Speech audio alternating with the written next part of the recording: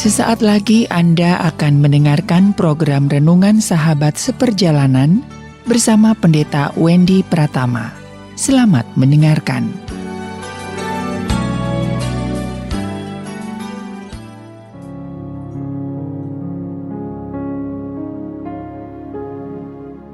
Selamat berjumpa kembali dalam layanan audio Sahabat Seperjalanan. Hari ini adalah hari Senin 4 Maret 2024. Tema renungan saat teduh kita dengan judul Pinjaman Menjerat Leher. Pinjaman menjerat leher. Firman Tuhan terambil dalam Lukas 16 ayat yang pertama sampai ke-9. Saya membacakan ayat ke-8 sampai ke-9. Lalu Tuhan itu memuji bendahara yang tidak jujur itu, karena ia telah bertindak dengan cerdik. Sebab anak-anak dunia ini lebih cerdik terhadap sesamanya daripada anak-anak terang. Dan aku berkata kepadamu, ikatlah persahabatan dengan mempergunakan mamon yang tidak jujur, supaya jika mamon itu tidak menolong lagi, kamu diterima di tempat kemah abadi. Mari kita berdoa. Bapa yang di dalam surga, kami ingin belajar bahwa kecerdasan dan hikmat bijaksana yang diberikan oleh Allah, tatkala kami mempergunakannya dengan buruk, maka menjadi sebuah keburukan. Dalam nama Tuhan Yesus kami berdoa, amin. Shalom sahabat sejalanannya, kasih Tuhan berbicara tentang uang, berbicara tentang pinjam meminjam yang terjadi saat sekarang, dan begitu banyak menjerat orang-orang yang membutuhkannya, termasuk adalah pinjaman-pinjaman online yang tersebar di sana sini. Ada pinjaman yang bersifat itu adalah resmi, ada juga yang tidak resmi. Sahabat seperjalanan, kita bertemu dengan sebuah proses pinjam meminjam yang dilakukan oleh seorang bendahara dari orang kaya yang diminta pertanggungjawaban oleh orang kaya tersebut. Apa yang firman Tuhan katakan? Dan Yesus berkata kepada murid-muridnya, ada seorang kaya yang mempunyai seorang bendahara. Kepadanya disampaikan tuduhan bahwa ia menghamburkan miliknya. Lalu ia memanggil bendahara itu dan berkata kepadanya, apakah yang kudengar tentang engkau? Berilah pertanggungjawaban untuk urusanmu, sebab engkau tidak boleh lagi bekerja sebagai bendahara. Kata bendahara itu di dalam hatinya, apakah yang harus kulakukan dan kuperbuat? Tuanku memecat aku dari jabatanku sebagai bendahara. Mencangkul aku tidak dapat, mengemis aku malu. Aku tahu apa yang akan aku perbuat, supaya apabila aku dipecat dari jabatanku sebagai bendahara, ada orang yang akan menampung aku di rumah mereka. Lalu ia memanggil seorang demi seorang yang berhutang kepada tuannya. Katanya kepada yang pertama, berapakah hutangmu kepada tuanku? Jawab orang itu, 100 tempayan minyak. Lalu katanya kepada orang itu, inilah surat hutangmu, duduklah dan buat surat hutang lain sekarang juga, 50 tempayan. Kemudian ia berkata juga kepada yang kedua, dan berapakah hutangmu? Jawab orang itu, 100 pikul gandum. Katanya kepada orang itu, inilah surat hutangmu, buatlah surat hutang lain, 80 pikul. Lalu Tuhan itu memuji bendahara yang tidak jujur itu, karena ia telah bertindak dengan cerdik. Sebab anak-anak dunia lebih cerdik terhadap sesamanya daripada anak-anak terang. Dan ayat 9 dikatakan, dan aku berkata kepadamu, ikatlah persahabatan dengan mempergunakan mamon yang tidak jujur, supaya jika mamon itu tidak dapat menolong lagi, kamu diterima dalam kemah abadi. Sahabat seperjalanan, Lukas 16 ayat pertama sampai dengan ke-9, kalau kita baca berulang-ulang, ini menjadi sesuatu yang aneh. Bendahara yang tidak jujur pertama, tidak jujur dalam hal apa? Tetapi kemudian orang kaya itu memuji bendahara yang tidak jujur itu. Jadi kenapa harusnya bendahara ini dipecat? Tetapi mengapa dikatakan kemudian tuannya itu memuji bendahara yang tidak jujur itu?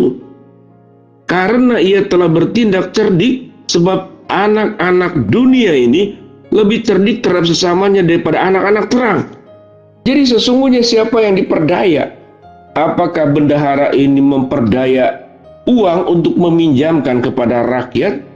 Atau sesungguhnya memang bendahara ini memperdaya rakyat demi keuntungan tuannya?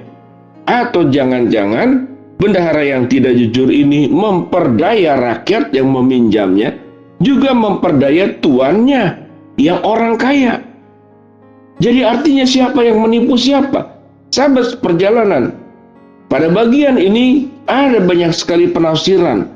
Tetapi kalau kita belajar, ada kata-kata cerdik, tetapi di sini ada unsur penipuan yang disebut dalam Alkitab orang yang terikat oleh mamon. Tatkala kemudian mamon itu tidak sanggup lagi menolong lagi, maka dia diterima dalam kemah abadi. Kita melihat ada beberapa versi, tapi motifnya jelas. Yang pertama, orang kaya yang menitipkan uang kepada bendahara ini agar menggunakan uang itu menjadi sebuah tempat dipinjamkan kembali agar uang itu bisa menghasilkan uang. Tetapi kemudian sewaktu diminta pertanggungjawaban, tentu bahwa Tuhan ini bertanya, di mana uang saya? Kenapa makin berkurang? Ada banyak alasan. Kemungkinan memang dipakai oleh bendahara yang tidak jujur ini. Tapi bendahara yang tidak jujur ini mengatakan bahwa uangnya itu bukan dipakai oleh dia, tapi diberikan pinjaman kembali. Jadi, rakyat yang sudah meminjam uang tidak sanggup membayar, dibuat kembali surat hutang yang baru. Yang dikatakan, yang tadinya punya hutang adalah 100 tempayan minyak, dibuat sebuah hutang baru, 50 tempayan minyak. Yang tadinya punya hutang 100 pikul gandum, dibuat kembali sebuah surat hutang baru yang namanya 80 pikul. Dan seterusnya. Sahabat seperjalanan, pada titik ini kita bertemu dengan bagaimana manusia menipu manusia, bagaimana manusia menekan manusia, bagaimana kemudian yang namanya hati menolong justru menjadi hati untuk memeras, tetapi dengan mengatasnamakan menolong. Bukankah itu yang terjadi dalam pinjaman-pinjaman? Seakan-akan menolong tapi sesungguhnya menjerat. Dan tema kita berbicara tentang pinjaman yang menjerat leher. Bukan pinjaman yang menolong orang, bukan pinjaman yang kemudian membuat nafas itu menjadi lega, tetapi pinjaman yang membuat sesak nafas, menjerat leher, dan juga pada akhirnya itu mematikan. Sahabat seperjalanan, kita mengambil kesimpulan pada ayat yang ke-9. Dan aku berkata kepadamu, ikatlah persahabatan dengan mempergunakan mamon yang tidak jujur, supaya jika mamon itu tidak dapat menolong lagi, maka kamu diterima dalam kemah abadi. Di sini berbicara tentang kebergantungan kepada mamon. Kita membutuhkan uang, kita membutuhkan berbagai macam berkat. Tetapi sewaktu itu menjadi keterikatan. Baik mereka yang kaya terikat kepada mamon, bagaimana semakin memperkaya.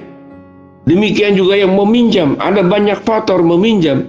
Tidak ada penjelasan apapun di sini. Tetapi ada yang meminjam memang karena keterdesakan, tapi juga ada yang meminjam karena kemalasan. Bahkan ada yang meminjam uang dalam rangka untuk berjudi. Ada banyak motif. Di dalam keterdesakan mungkin kita maklum, tetapi meminjam uang karena kemalasan, meminjam uang karena dipakai untuk hal yang lain, jelas itu adalah sebuah keterikatan kepada mamon. Sampai titik ini sahabat seperjalanan, pinjam-meminjam yang kemudian menjerat leher, itu terjadi karena manusia memiliki satu sifat nafsu yang serakah, memiliki sifat kemalasan, memiliki sifat mencari jalan pintas. Dari pinjam-meminjam inilah ada turunan berbagai macam dosa yang bisa dilakukan. Mari kita belajar hidup bertanggung jawab, jangan malas, hidup bersungguh-sungguh. Tatkala kita mampu, jangan menjerat orang-orang yang lemah, jangan menjerat orang-orang yang susah, tapi tolonglah mereka sebagaimana Tuhan menolong kita dengan cukup proporsional. Biarlah Tuhan dimuliakan. Jangan melakukan pinjam-meminjam yang menjerat leher, baik pelaku maupun sebagai orang yang menjadi korban. Kita berdoa. Bapa dalam surga, terima kasih kami belajar kebenaran firman Allah yang sangat luar biasa. Biarlah kami belajar dari sebuah tema pinjaman yang menjerat leher. Hamba-Mu berdoa buat sahabat seperjalanan yang sedang sakit, Tuhan jamah sembuhkan. Sahabat seperjalanan yang sedang menghadapi masalah, Tuhan bukakan jalan. Sahabat seperjalanan yang sedang berdoa mengharapkan sesuatu, Tuhan kabulkan dengan cara dan waktunya Tuhan. Di dalam nama Tuhan Yesus kami berdoa. Amin. Shalom. Tuhan memberkati kita semua.